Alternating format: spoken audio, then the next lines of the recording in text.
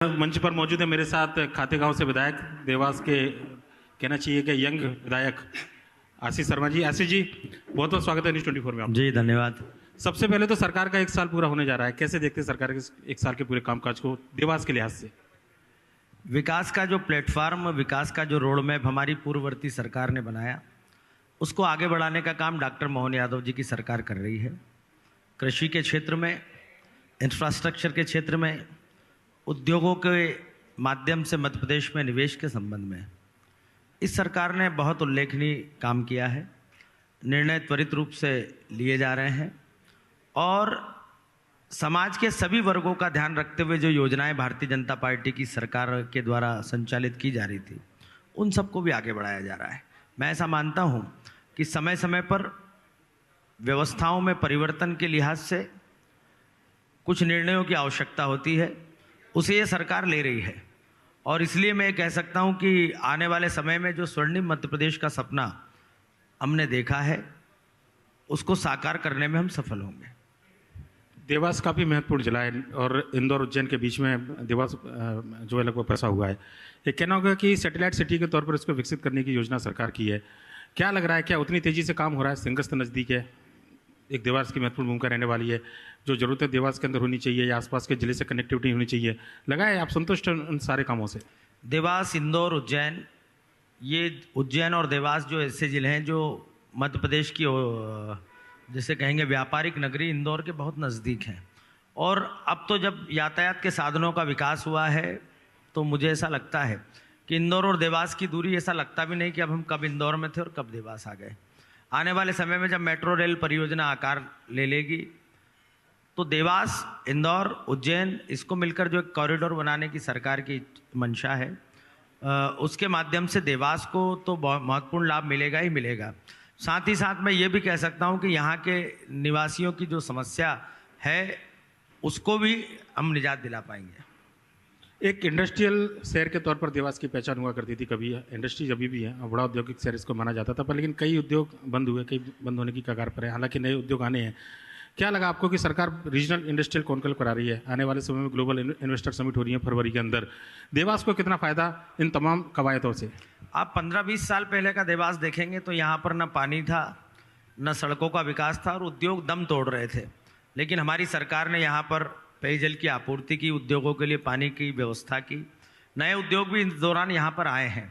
चूँकि इंदौर एयरपोर्ट के जो टर्मिनल है वो पहले से ज़्यादा हवाई सेवाओं के लिए विस्तार सरकार ने किया है।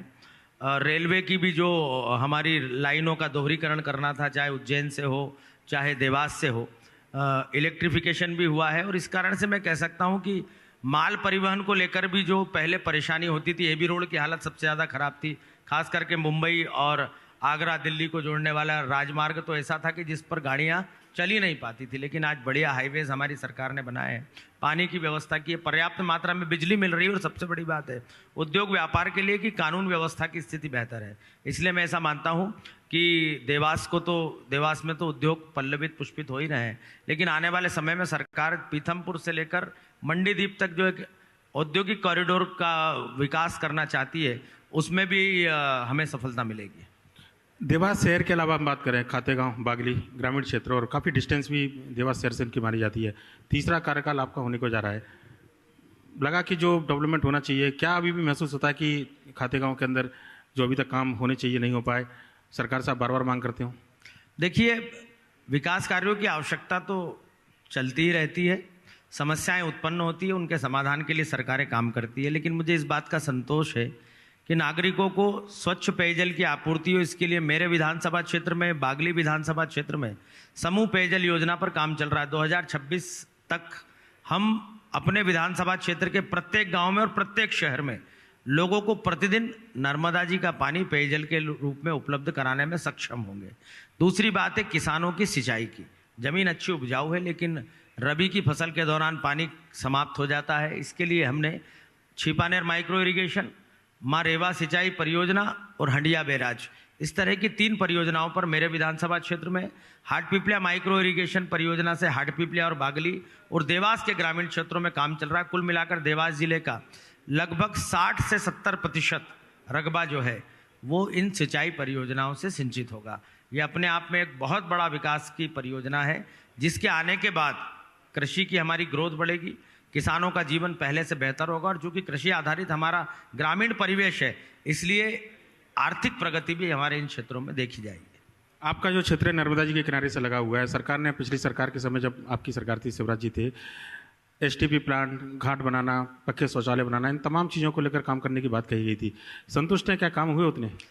देखिए, नर्मदा जी में गंदा पानी नहीं मिले, इसके लिए सीवरेज प्रोजेक्ट पर काम चल रहा है। और जो हमारे बड़ा नगर है नेमावर, वहाँ पर इसका काम लगभग पूर्ण हो चुका है। आने वाले 1 वर्ष में हम ये कह सकेंगे कि नर्मदा जी में जो गंदा पानी जाया करता था, वो पानी पर जाने से रोक लगेगी। नर्मदा जी के घाट पहले से सुंदर बने हैं और विभिन्न सामाजिक संस्थाओं, धर्मगुरुओं के माध्यम से नर्मदा जी को किनारों को हरा भरा बनाने के लिए पिछले 2 वर्षों से वृक्षारोपण भी नर्मदा जी के किनारे किया जा रहा है। चूँकि परिक्रमा पथ है, प्रतिदिन हजारों की संख्या में, सैकड़ों की संख्या में पदयात्री, तीर्थयात्री वहाँ से निकलते हैं, इसलिए वहाँ की सड़कों का पहले से अच्छा विकास हुआ है। और कुछ जो क्षेत्र सड़कें जो कच्ची हैं, टूटी फूटी हैं, उनके लिए भी हमने सरकार से मांग की है कि नर्मदा परिक्रमा पथ एक अमरकंटक से लेकर मध्य प्रदेश की सीमा में दोनों किनारों पर, जो कि नर्मदा जी के बिल्कुल समीप हो, बनाया जाए। जिस तरह गिरिराज धरण की परिक्रमा होती है, कामतानाथ की परिक्रमा होती है, इसी तरह राम वनगमन पथ भी यदि सरकार बना रही है तो माँ नर्मदा का भी परिक्रमा पथ सरकार को बनाना चाहिए, जिससे हजारों तीर्थयात्री लाभान्वित होंगे। बिल्कुल, क्योंकि सुविधाओं का विस्तार इसलिए करना जरूरी है। नर्मदा शायद इकलौती नदी है जिसकी परिक्रमा की जाती है जी। और निश्चित तौर पर अगर सुविधाएं बढ़ेंगी, परिक्रमा पथ का अगर विकास होगा, तो जाहिर सी बात है कि जो लाखों तीर्थयात्री यहाँ से निकलते हैं उनको लाभ मिलेगा, आपके क्षेत्र को तो लाभ मिलना ही मिलना है। तो क्या कार्य योजना, आपने कोई प्रस्ताव सरकार को दिया हो कि क्या चीज़ें होनी चाहिए परिक्रमा मार्ग पर? ऐसे कुछ प्रस्ताव आपने अपनी तरफ से सुझाव दिए हो? हमने परिक्रमा मार्ग पर यात्रियों के रुकने के लिए 2-3 स्थानों पर यात्री निवास बनाए हैं। वैसे नर्मदा जी के परिक्रमा वासियों को के लिए सदाव्रत जो भोजन की व्यवस्था होती है, चाय नाश्ते की व्यवस्था होती है, गांव-गांव, घर-घर बड़े बड़े लोग करते हैं और वहाँ उनके रुकने करने की भी अच्छी व्यवस्था। लेकिन पिछले कुछ वर्षों में नर्मदा के परिक्रमा पथ पर बहुत सारी सुविधाओं का विस्तार हुआ है।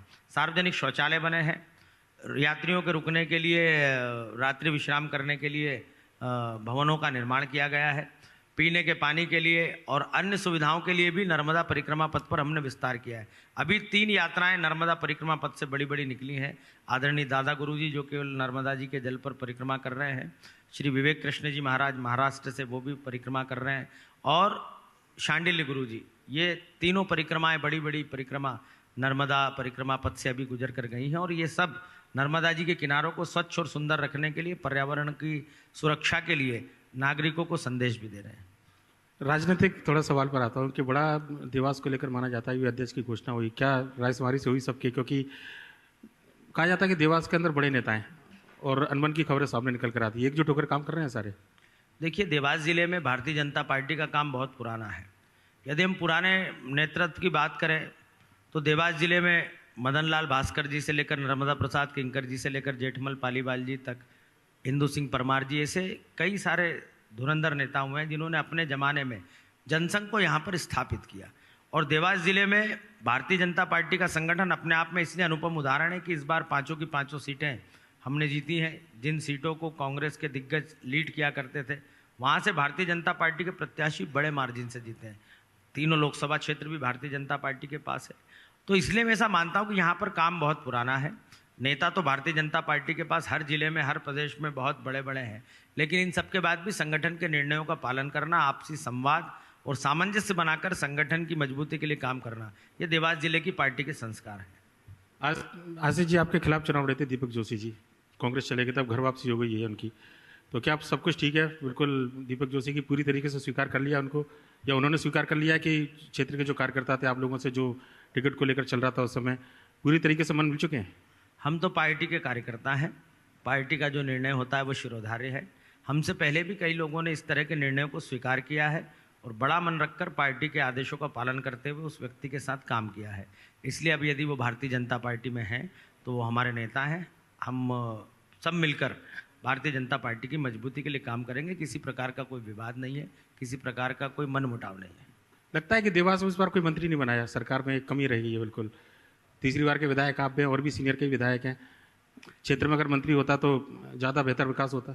नहीं, मैं ऐसा नहीं मानता। मंत्री कौन होगा, सरकार में किस विभाग को कौन संभालेगा, ये माननीय मुख्यमंत्री जी तय करते हैं, पार्टी तय करती है। इसलिए हम अपनी भूमिका से संतुष्ट हैं। पार्टी जो काम देगी वो करेंगे। आज भी हम सरकार के पास जिन कामों के लिए जाते हैं, जिन विकास कार्यों की स्वीकृति के लिए जाते हैं, वो सब सरकार के द्वारा उसका ध्यान दिया जाता है, उस पर काम किया जाता है। इसलिए मैं ऐसा नहीं मानता कि मंत्री होने से कोई ज़्यादा काम हो जाते या विधायक होने से हम नहीं करा पा रहे हैं। सरकार की जवाबदेही बहुत अच्छी है जनप्रतिनिधियों के प्रति, और हम बहुत आसानी से सरकार में अपने कामों को करा पाते हैं। बहुत बहुत धन्यवाद आशीष जी, और समय निकाला आपने News24 lalluram.com के लिए। बहुत बहुत धन्यवाद।